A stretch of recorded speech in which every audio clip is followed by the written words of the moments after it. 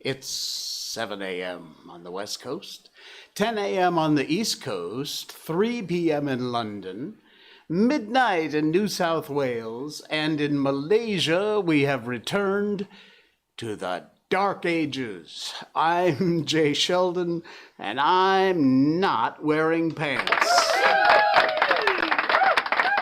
And this little girl is Miko. Miko, say hi. Want to say hi? Who's that? Look up there. Who is that beautiful girl? Who is that? That looks like you, doesn't it? It does. Miko is here because she wanted to let you know that you have to go and order your Miko merchandise. And she wanted to let you see what the Miko merchandise looked like. There is a link in a lot of my social media accounts. I can't post it here because you can't click on it. So it's streamlabs.com/JSheldonNoPants/merch, MERCH. Just search twitch.tv, J Sheldon No Pants, merchandise. You'll find it in the About section. But yeah, see that, Miko? Look, we got a coffee mug. And if you look at the coffee mug, on the other side of it is you. Check it out. That's you. Huh? Do you approve? Yes, you approve? Okay. She approves. Okay. And that's not all. We've got, let's see, what else have we got? Back, here we go, back. All right, we got Miko merch, no pants sweatshirt. We got t-shirts. We got Miko mouse pad. Look at that, Miko mouse pad. And we have stickers. You can buy stickers and put them on whatever you want to stick. Miko spiral notebook. It's kind of hidden there. There you go. Miko grabbing onto my head in the I'm not wearing pants universe. Also, oh cool, look, a Miko singlet. Nice. You like that one? Do you like that one? Check that one out. That's nice. It's very nice. You look very pretty in that one. And a Miko hat. And finally, this one that you can't see. Let me shove this over. Oh no, that's our, there you go. That's our t-shirt. Let's go back. Where are you going, little girl? Okay, this one here, on this side, this is the one that she demanded. See, now she's interested. See, now she wants to see. This is the one that only has her. She said, if you're gonna exploit me for marketing, then I want my own hat. So there you go. That's the Miko hat. And this is the Miko hat with the marketing. All right. Again, it's streamlabs.com, J Sheldon No Pants merch, if you would like. And look at this. She's just sitting up on the lap there. Who's that? Who's that? That's you. All right, buddy. What are you doing? Are you still looking for cookies? Are you still looking for cookies? Yes? Okay. All right.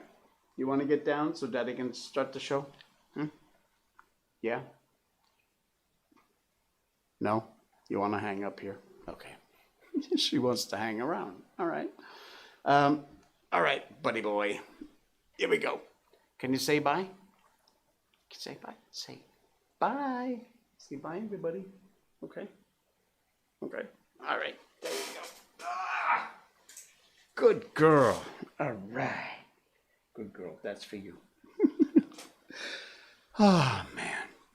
Well, there you go. Miko made an appearance. Yes, for those of you wondering, I'm growing my goatee back. Not all full in gross, but just stubbly stuff. And it's only just started, so you can't see it very well. But yeah, I don't know why. I'm bored. I'm under house arrest. So what else is there to do but Grow facial hair. Why not? Yeah. Okay, let me dump the Miko merch. There we go. Okay. And we got a lot to talk about tonight. And as the thumbnail said, yes, we're going to talk about kids' cigarettes, the King's Bong, and the sound of bamboo. Trust me, you don't want to miss this. I hope I can get the audio to play on the stream, because you know me and tech. But there is a video that I found that is unbelievable. It is so, if you're into this whole Zen thing, which I am, it's amazing. It's the sound of bamboo. Speaking of bamboo, well, there's no bamboo on it, but yes, I'm wearing a button-down shirt tonight. For our podcast listeners, sorry, but if you go to rumble.com, I'm not wearing pants. You can watch the video version of our show afterwards. It'll be up within 12 hours. 404, hello there. Good to have you along for the ride. Thank you. But yeah, I've got my beach shirt on tonight. I got all kinds of palm trees and little guys spearing fish or whatever they're doing and some birds. And Miko, you going to hang around? Okay. Miko's going to hang around tonight. Good to see you, 404. Thanks for joining. Yes, we are indeed a podcast. Some of you are listening after the fact, beyond our live stream on Facebook, YouTube, and Twitch.tv. You can find us. Our live stream also happens on Apple, iTunes, Apple Podcasts, also Spotify, Amazon Music. You may be listening to us over there. On Google Podcasts, any one of these places, wherever your favorite podcasts are, audio podcasts, just search I'm Not Wearing Pants and you will likely find it. Radio Public, Stitcher, they're all there. And of course, if you want to help support the show, I have a Patreon account. Just signed up for that. A couple of real cool deals there. Check that out. You can support the show on Patreon. Just look for Jay Sheldon, JaySheldon. And I think it scrolls down here too if you want a reminder. So if you wouldn't mind, that would be appreciated. No obligation, of course. But yeah, we've got a special. If you sign up for kind of an elevated membership, then you get some recordings from the voice guy. So, all right. What else have we got to do? I think that's pretty much the end of our housekeeping. Of course, thank you for joining us. Be sure you subscribe, like, and share the live stream. Nice to have everybody along out there. You will see this on rumble.com. I'm Not Wearing Pants. Sign up for an account. It's free. And subscribe. Subscribe. I need the subscriptions. Please subscribe. Okay. I'll stop bothering you about that now. Oh, man. I'm telling you.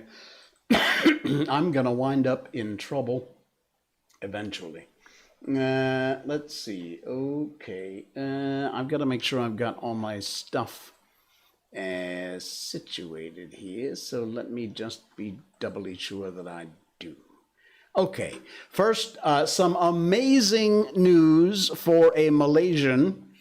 And wow, what a big deal this is. This is such a cool thing. A first for Malaysian women as Angie earns the coveted Brazilian Jiu-Jitsu black belt.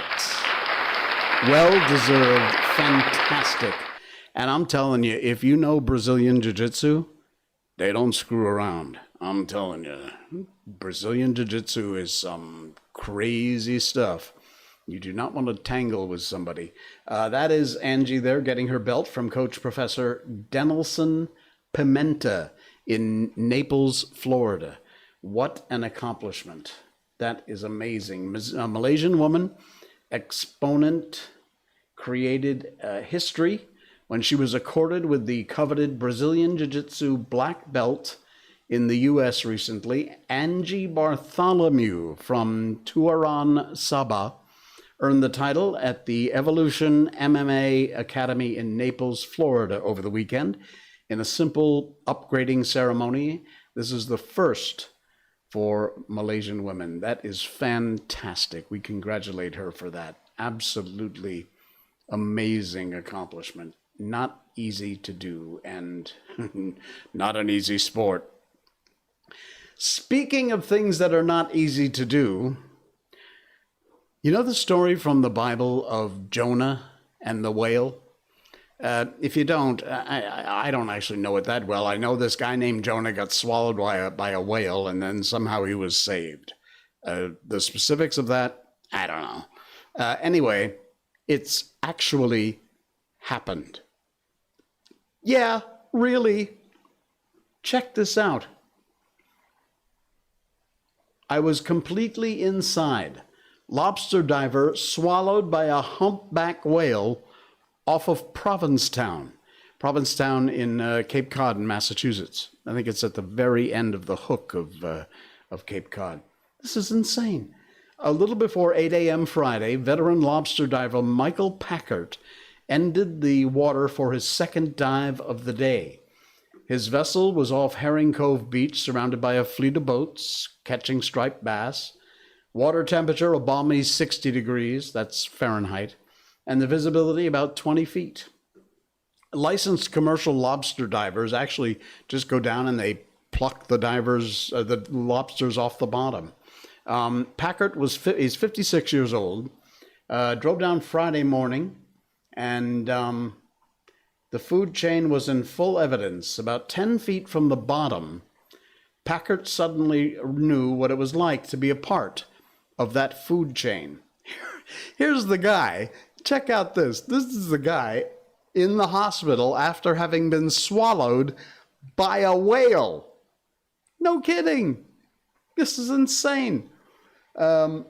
Something truly biblical. He was swallowed whole by a humpback whale. He says, all of a sudden I felt this huge shove, and the next thing I knew, I was completely in darkness, completely black. Packard recalled Friday afternoon following his release from a Cape Cod hospital in Hyannis. He could sense he was moving, he says, but he could feel the whale squeezing with the muscles of his mouth. Eee! Initially, he thought he was inside a great white shark, but when he felt around inside, he realized he couldn't feel any teeth, and he hadn't suffered any obvious wounds, and it quickly dawned on him that he had actually been swallowed by a whale. That is insane. Completely inside, he said, completely black. I thought to myself, there is no way I'm getting out of here. I'm done. I'm dead. And all I could think of was my boys. They're 12 and 15 years old. Outfitted with scuba gear, he struggled, and the whale began shaking his head so that Packard could tell he didn't like it. So he kept doing that, bopping around inside the whale's mouth.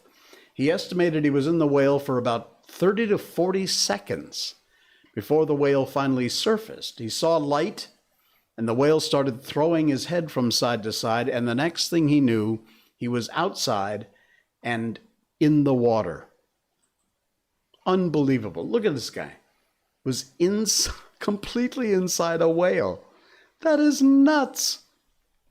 He survived. He's fine. Minor injuries. He was checked and released from the hospital, and that was it. There was all this action on the top of the water.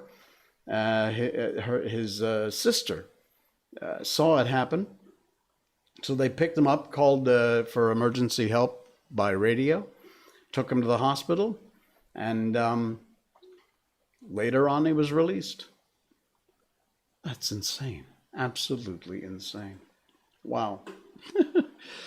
Oh, man. And speaking of insane, a friend of mine posted this on Facebook earlier, I think yesterday or today. And it reminded me of the crazy things that we used to do as kids when I was a kid. And the insane, well, nowadays would be considered not even insane. It just would not be allowed. You just simply couldn't do this. This is what I'm talking about. I don't know who made this. I can't read it. Mr. Something. This is a kid's toy set. Yes, it's a play lighter. Oh boy, what fun. It comes with not just a play lighter, but a lighter battery, because this is a little light bulb here that lights up when you hit the switch, and a pack of Philip Morris bubblegum cigarettes. Yummy! Back in the days when they used to have ads for, like 9 out of 10 doctors recommend Philip Morris for a smooth taste. In my best 1950s radio voice. Oh, man. Could you imagine? I mean, who would even propose pitching something like that these days? Let's do fake cigarette packs for kids. Oh, boy. All right. They made a discovery. Where was this? Let me see. Let me read ahead a little bit. In Russia. In Russia. Different kinds of opiates have been used for millennia by ancient civilizations. So it doesn't really come as a surprise that they have unearthed a 2,400-year-old solid gold bong. More than one. Bongs, plural, that were used by kings to smoke cannabis. That's according to the experts. It doesn't come as a surprise. Hallucinogens have been used by a lot of ancient cultures during religious ceremonies. People traded drugs thousands of years ago, which is why it isn't much of a surprise when you hear that archaeologists have actually found two 2,400-year-old pure gold bongs used by Aryan tribal kings to smoke cannabis during tribal rituals. Check this out. Look at that. You got the base here where I assume you put the water, the lid, some little tinier things here, whatever those are, the pipes. Basically, it's a bong. It was used 2,400 years ago. That's amazing. Excavating a site in Russia to make room for the placement of power lines. The gold bongs excavated in addition to more than 7 pounds of other golden artifacts that experts say belong to the same culture. Archaeologists recovered golden cups, rings, and necklaces among the artifacts. Look at this. This is a close-up of parts of the bong. Look at the work. Almost 2,500 years ago. Look at that. That is absolutely incredible. Amazing. So, they were toking up a bong 2,500 years ago. Imagine that. Insane. I love that story. All right. I hope I can get this to work because you have got to hear this. This is a post from Mario Elia of the Sagano Bamboo Forest. The Sagano Bamboo Forest is in Arashiyama, Kyoto, and it is the sound of the Sagano bamboo. It is absolutely incredible. Now, I'm going to turn the sound on, and the chances are you're going to hear my voice start to echo. So if it does, I'm sorry about that, but I'm trying to get this sound so it works. All right, let me know if you can hear this because it is absolutely beautiful. Here we go.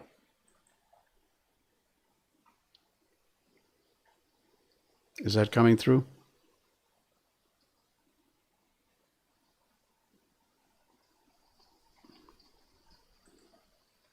I don't know if it's working or not. The visuals alone are really beautiful. I hope you can hear this. If not, I'll dub it into the podcast later. Look at that. Can you hear that? It's beautiful. Absolutely stunning. You don't hear it. Crap. All right. I tried. Sorry. I don't know why it's not coming through. That's really weird. Let me try one more thing. All right, we'll try playing it again. See if this works. Nothing, huh? All right. No worries. We tried. I will dub that into the podcast. So check it out. And if you're listening to the podcast, you actually heard it, because before I put that up as a podcast, I'll stick it up there so y'all can hear it, because you got to hear it with the audio. If you want, just check it out.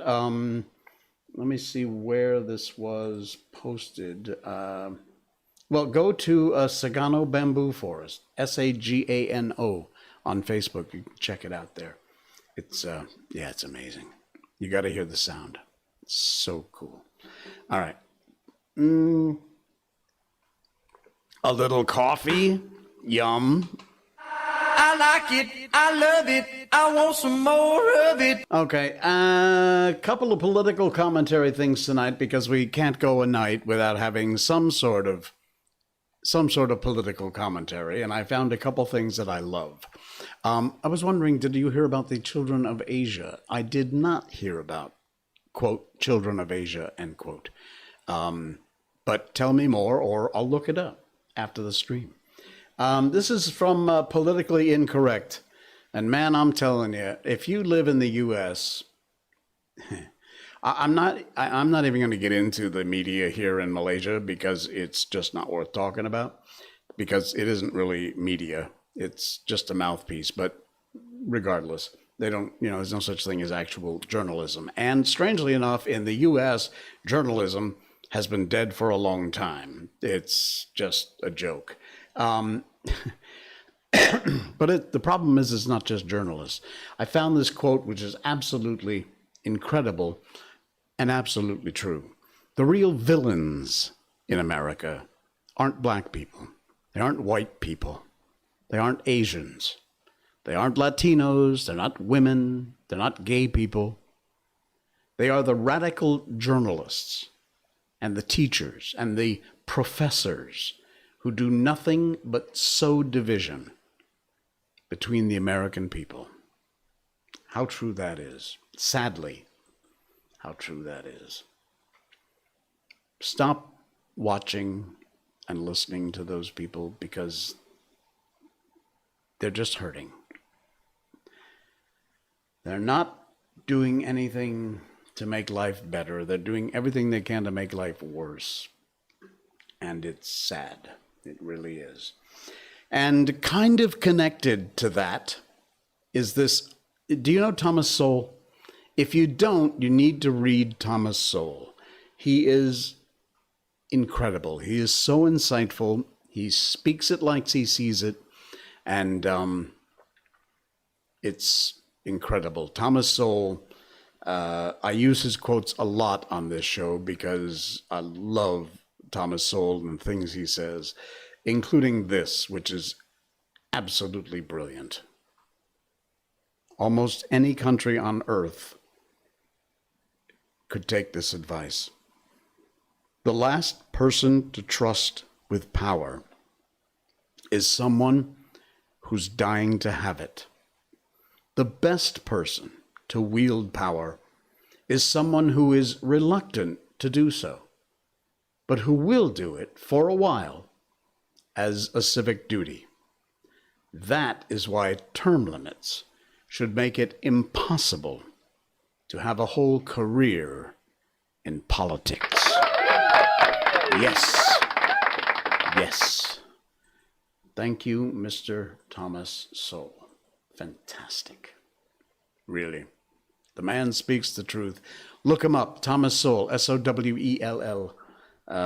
Brilliant guy, brilliant author, and an amazing man. 404, there's a thing, an Olympics-level children's sports tournament for the countries and regions of Asia. Really?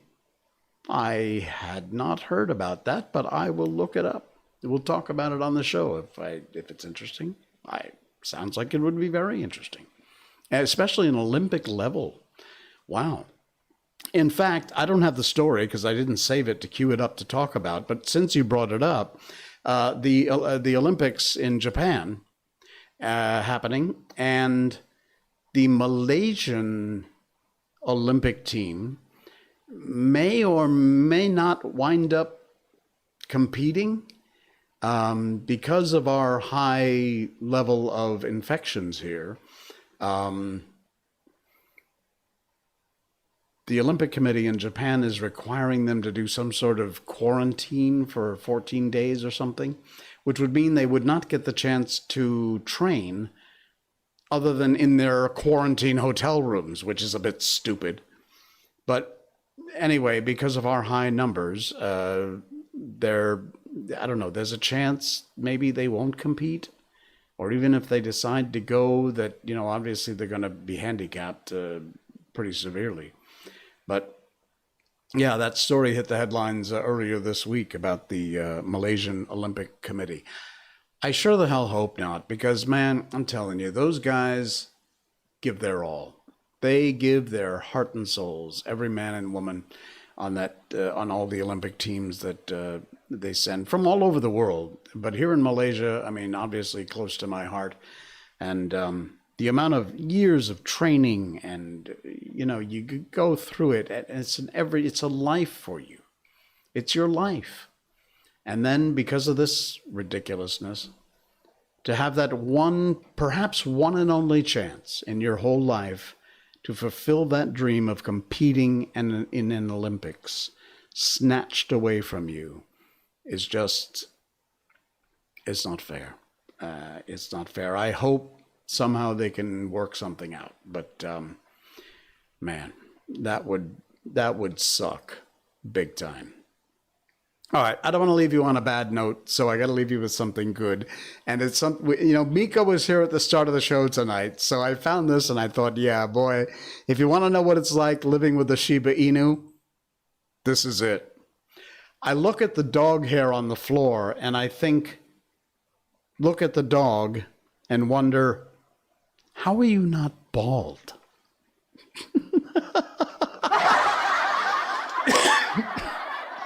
Yeah, exactly. I've got like an extra 3 or 4 Shibas running around the house. There's literally that much dog hair. Now, Shiba Inus have what's called a blow. Twice a year, usually, they go crazy with their shedding. It just falls off of them everywhere. The house is covered. Everything is covered. My clothes are covered. My eyes are covered. Everything is covered in Shiba Inu hair. However, that's twice a year. It gets really bad. They shed all the time anyway, but twice a year it's horrible. And when they're having one of their blows, this is exactly it. I look at the dog hair on the floor, I look at the dog, and I wonder, why aren't you bald? Yeah. Oh, man. Let's see. I was checking to see if Children of Asia is relevant because I was a volunteer there once. Okay. Honestly, I know absolutely nothing about it, but I promise you, after the stream tonight, I will check it out. I'll look it up. I'll see what I can find out about it, and we'll talk about it because it sounds really cool. A children's level Olympic tournament. That's brilliant. For Asia. Very nice. Invis Toby, hello. Hey, good to see you. Oh, we got a laugh instead of an applaud. Nice to have you along for the ride, Invis. Thanks. Managed to get to one. Hi. It's good that you finally managed to get here. That's great. Nice to see you. We've been doing a little mishmash of absolutely everything tonight. We did Miko and Miko merch. We've got that. Missed so many because of work. Oh, no. Well, that sucks. Quit your job just so you can watch the show. Yeah, no, don't quit your job, okay? No matter what, don't quit your job. But if you miss any of our shows, you can catch up by going to rumble.com. Rumble.com, you sign up for a free account. It's a very cool alternative to YouTube. We are on YouTube and Twitch.tv and Facebook, but Rumble.com, please, if you can, sign up for a free account there. You'll find all kinds of cool viral videos. There's some political stuff and sports, technology, science, all kinds of cool videos. But also at Rumble.com, search I'm Not Wearing Pants and subscribe. Please, I need subscriptions over there. I'm begging again. I'm sorry. I promised I wouldn't do much of that, but there you go. Rumble.com/I'm Not Wearing Pants, and please subscribe. So yeah, Miko merch. Miko merch is on our twitch.tv page through Streamlabs. You can find it there. And let's see. I'll do one more plug, okay? I promised I wouldn't go too crazy with this tonight. But one more plug. Miko was on in the front of the show. And there you go. The J. Sheldon No Pants store is there. And you can find this very cool mug, which has Miko also on it. There she is. She's on our mug. We've also got No Pants Miko sweatshirt, t-shirt, mouse pad, stickers, a spiral notebook, singlet, and a cap with our normal Miko logo. And then, of course, Miko insisted that if we're gonna use her and abuse her for merchandising, then she wanted her own hat. So this is Miko's hat with just her on it. If that one sells better than the other one, I'm gonna be very upset. So there you go, some Miko merch. And again, it's streamlabs.com. J. Sheldon No Pants merch is where you can find that. So please do check it out. Oh, man. Oh, I will do anything for $1, won't I? Excuse me. All right. It is time to move on and into our, it's a temporary job in Viztobi. Well, good luck with your temporary job. That's fantastic. It's good that you have a job.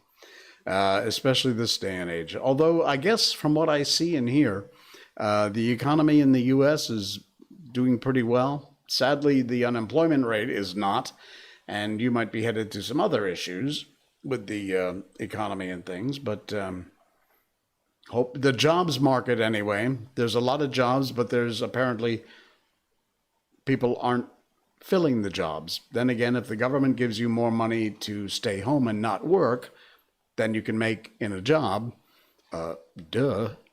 people are going to stay home and not work. So there you go for that.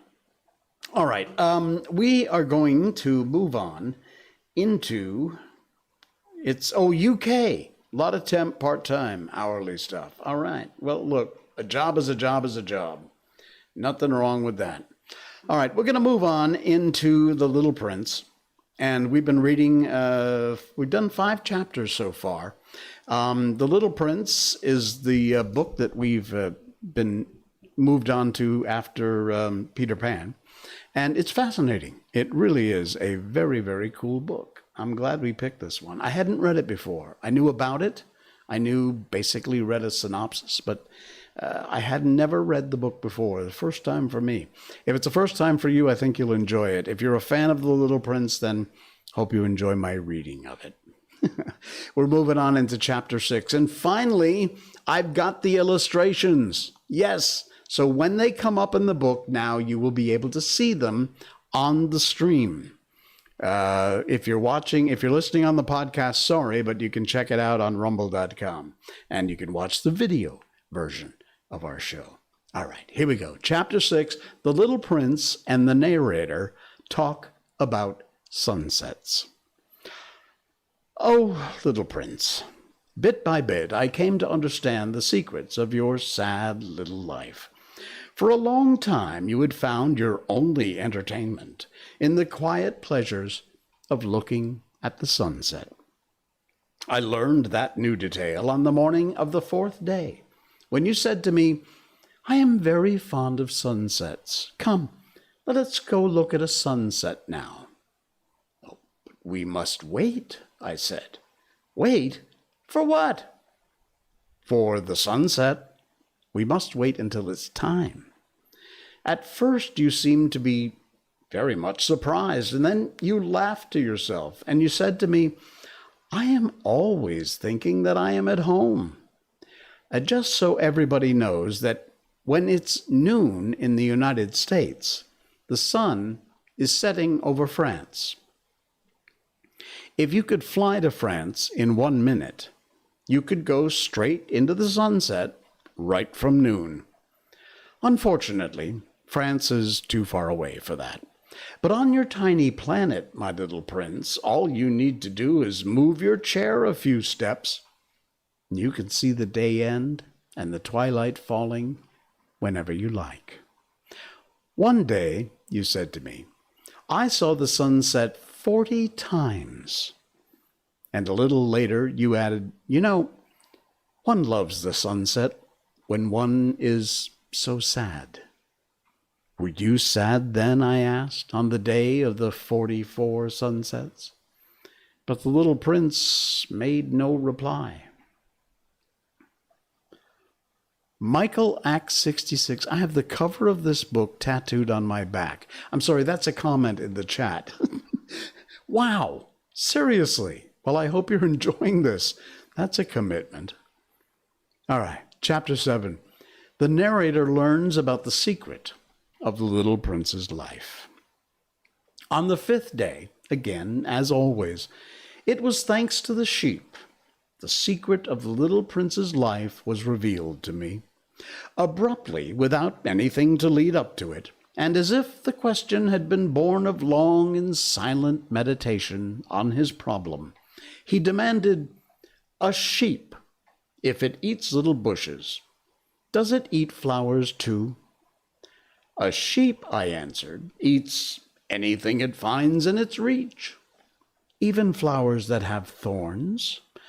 "Then the thorns, what use are they?"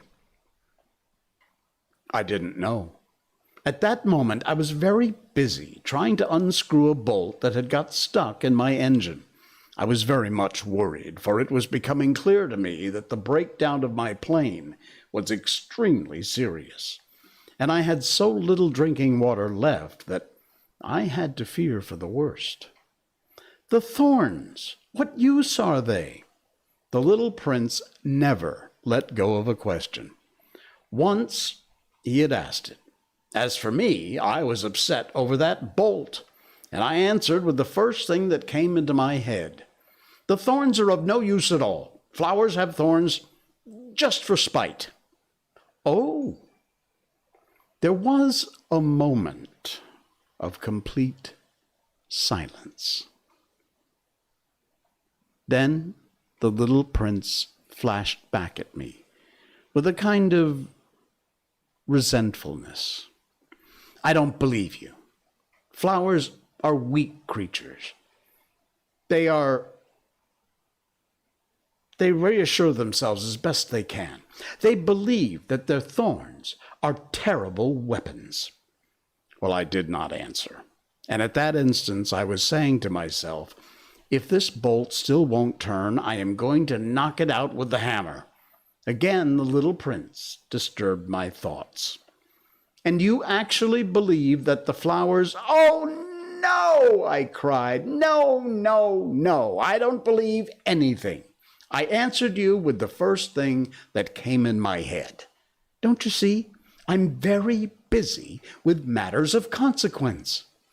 He stared at me, thunderstruck. "Matters of consequence?" He looked at me there with my hammer in my hand, my fingers black with engine grease, bending down over an object which seemed to him extremely ugly. "You talk just like the grown-ups." That made me a little ashamed, but he went on relentlessly. "You mix everything up together. You confuse everything." He was really very angry. He tossed his golden curls in the breeze. "I know a planet where there is a certain red-faced gentleman. He has never smelled a flower. He has never looked at a star. He's never loved anyone. He has never done anything in his life but add up figures. And all day he says over and over, just like you, 'I am busy with matters of consequence.' And that makes him swell up with pride. But he's not a man.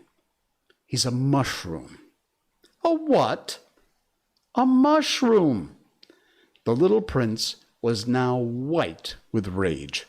"The flowers have been growing thorns for millions of years. For millions of years the sheep had been eating them just the same. And it's not a matter of consequence to try to understand why the flowers go to so much trouble to grow thorns which are never any use to them." Is the warfare between the sheep and the flowers not important? Is it not of more consequence than a fat, red-faced gentleman's sums? And if I know, I myself, one flower which is unique in the world, which grows nowhere but on my planet, but which one little sheep can destroy in a single bite some morning, without even noticing that he's doing. Oh, you think that's not important? His face turned from white to red as he continued. If someone loves a flower, of which just one single blossom grows, in all the millions and millions of stars, it is enough to make him happy just to look at the stars. And he can say to himself, somewhere, my flower is there. But if the sheep eats the flower, in one moment, all of his stars will be darkened. And you think that's not important? He could not say anything more. His words were choked by sobering. The night had fallen. I had let my tools drop from my hands. Of what moment now was my hammer, my bolt, or thirst, or death? One star, on one planet, my planet, the Earth, there was a little prince who had to be comforted. I took him in my arms and rocked him, and I said to him, the flower that you love is not in danger. I will draw you a muzzle for your sheep. I will draw you a railing to put around your flower. I did not know what to say to him. I felt awkward and blundering. I didn't know how I could reach him, where I could overtake him and go on hand in hand with him once more. It is such a secret place, the land of tears. Chapter 8. The rose arrives at the little prince's planet. I soon learned to know this flower better. On the little prince's planet, the flowers had always been very simple. They had only one ring of petals. They took up no room at all. They were a trouble to nobody. One morning they would appear in the grass, and by night they would have faded peacefully away. But one day, from a seed blown from no one knew where, a new flower had come up, and the little prince had watched very closely over this small sprout, which was not like any other small sprout on his planet. It might, you see, have been a new kind of baobab. The shrub soon stopped growing and began to get ready to produce a flower. The little prince, who was present at the first appearance of a huge bud, felt at once that some sort of miraculous apparition must emerge from it. But the flower was not satisfied to complete the preparations for her beauty in the shelter of her green chamber. She chose her colors with the greatest care. She adjusted her petals one by one. She did not wish to go out into the world all crumpled, like the field poppies. It was only in the full radiance of her beauty that she wished to appear. Oh, yes, she was a coquettish creature, and her mystery adornment lasted for days and days. Then, one morning, exactly at sunrise, she suddenly showed herself. And after working with all this painstaking precision, she yawned and said, I am scarcely awake. I beg that you will excuse me. My petals are still all disarranged. But the little prince could not restrain his admiration. Oh, how beautiful you are! Am I not? The flower responded sweetly. And I was born at the same moment as the sun. The little prince could guess easily enough that she was not any too modest. But how moving and exciting she was. "I think it's time for breakfast," she added an instant later. "If you would have the kindness to think of my needs." And the little prince, completely abashed, went to look for a sprinkling can of fresh water. So he tended the flower. So too she began very quickly to torment him with her vanity, which was, if the truth be known, a little difficult to deal with. One day, for instance, when she was speaking of her 4 thorns, she said to the little prince, "Let the tigers come with their claws." "Oh, there are no tigers on my planet," the little prince objected. "And anyway, tigers do not eat weeds." "I am not a weed," the flower replied sweetly. "Oh, please excuse me. I am not at all afraid of tigers," she went on, "but I have a horror of drafts. I suppose you wouldn't have a screen for me." "A horror of drafts? That is bad luck for a plant," remarked the little prince, and added to himself, "This flower is a very complex creature." "At night, I want you to put me under a glass globe. It's very cold where you live. In the place I come from—" She interrupted herself at that point. She'd come in the form of a seed. She could not have known anything of any other worlds. Embarrassed over having let herself be caught on the verge of such a untruth, she coughed 2 or 3 times in order to put the little prince in the wrong. "The screen? I was just going to look for it when you spoke to me." And then she forced her cough a little more so that he should suffer from remorse just the same. So the little prince, in spite of all the good that was inseparable from his love, had soon come to doubt her. He had taken seriously words which were without importance and made him very unhappy. "I ought not to have listened to her," he confided to me one day. "One never ought to listen to flowers. One should simply look at them and breathe their fragrance. Mine perfumed all my planet, but I did not know how to take pleasure in all her grace.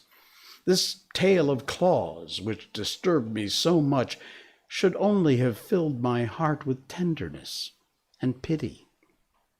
And he continued his confidences. "The fact is that I did not know how to understand anything. I ought to have judged my deeds and not by words. She cast her fragrance and her radiance over me. I ought never to have run away from her. I ought to have guessed all the affection that lay behind her poor little stratagems. Flowers are so inconsistent. But I was too young to know how to love her."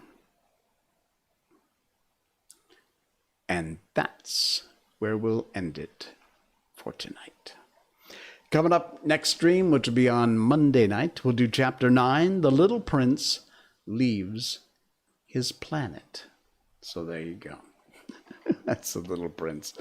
Very cool. Michael, is that you, Michael? I believe that it is. It must be, with that screen name. If I'm not mistaken, that is my brother Michael, who was on our 50th episode. So if you are on rumble.com, I'm not wearing pants, subscribe, and check out episode 50. You will see my brother Michael. It's a crazy episode. We talk about our life, his life, my life, life in general, and it was a lot of fun. That's episode 50, our 50th episode. Which reminds me, I just realized this is episode 73 tonight. We're not that far away from my 100th episode. Imagine. I gotta think of something very special for my 100th episode. maybe we can have my brother back. Not that you're not important, Michael, but I'm thinking. We'll just leave it at that. We'll see. We'll see what's going on. Anyway, yes, good to have you along. Thanks, Michael. Hope you're enjoying The Little Prince. I know it's one of your favorite books, and in fact, Michael Acts 66. If you have the cover of that book tattooed on your back, that's got to be one of your favorites. That's a lifelong commitment. All right, guys. Thank you. Don't forget streamlabs.com. I'm not wearing pants merch. Check out Jay Sheldon No Pants merch over there on twitch.tv. Order what you can if you can. Help out. We're also on Patreon. Just look me up, Jay Sheldon, on Patreon. Join up if you'd like to help support it. And if you join at a second tier level, got some really cool specials for voiceover work for you. Check it out on Patreon. Just search Jay Sheldon. You'll find me there. All right. I'm gone. I'm out of here. I have a great rest of your weekend.